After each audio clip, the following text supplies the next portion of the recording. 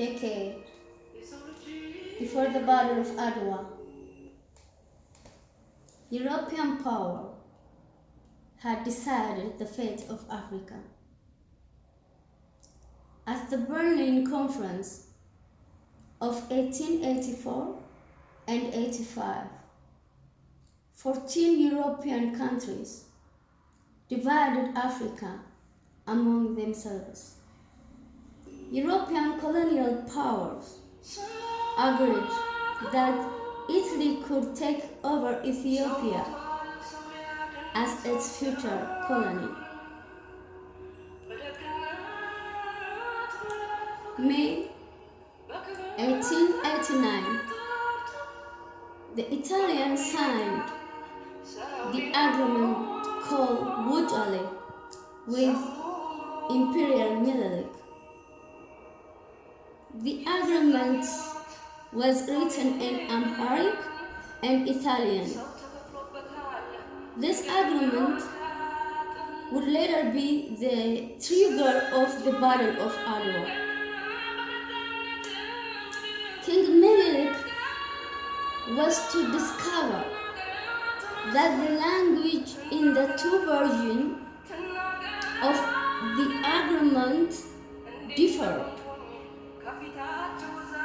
The Italian version effectively made Ethiopia Italy's protectorate, in contrast to the Amharic version. Then,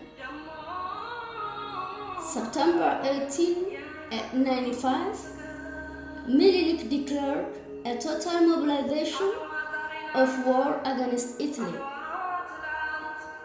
He called on all Ethiopians to defend their country, family, religion. He ordered every capable person to fight, and those incapable to pray for Ethiopians' victory. Ethiopians from every tribe, culture, and community answered Menelik's call. Regional leaders from diverse ethnic and cultural backgrounds responded unanimously, creating an army of 100,000. They had no modern weaponry, but a strong cause. The first day of March, 125 years ago,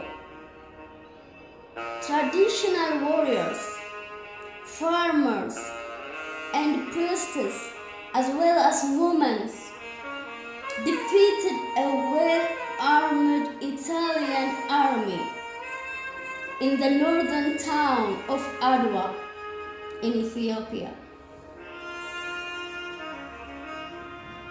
One of the key leaders of the Ethiopian force was Etegei Taitu, wife of Imperial Menelik, a fearless strategist and brilliant administrator. She led 6,000 cavalry to the war front. The confrontation between Italy and Ethiopia at Adwa was a fundamental turning point in African history. News of an African victory spread throughout the world. Adwa connected Black people with African ancient glory and future hope. This defeat of a colonial power and the resulting recognition of Ethiopian independence became a rallying point for later African nationalists during their struggle for decolonization, as well as activists and leaders of the Pan-African movement.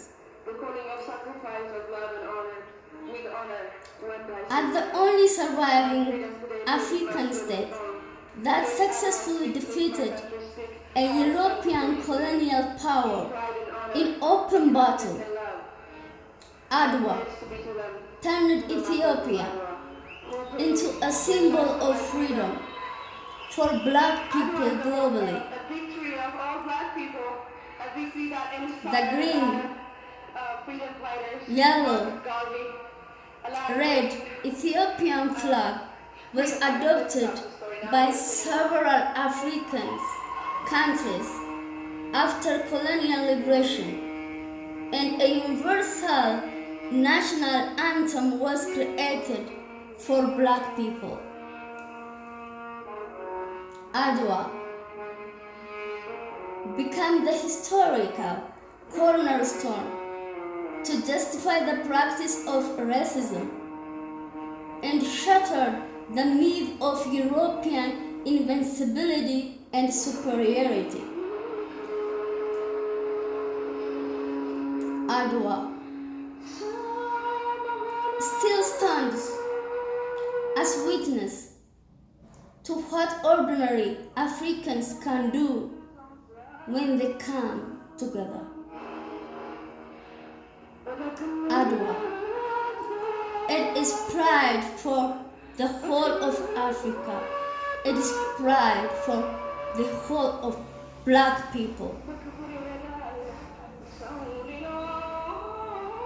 And it is the sign of humanity.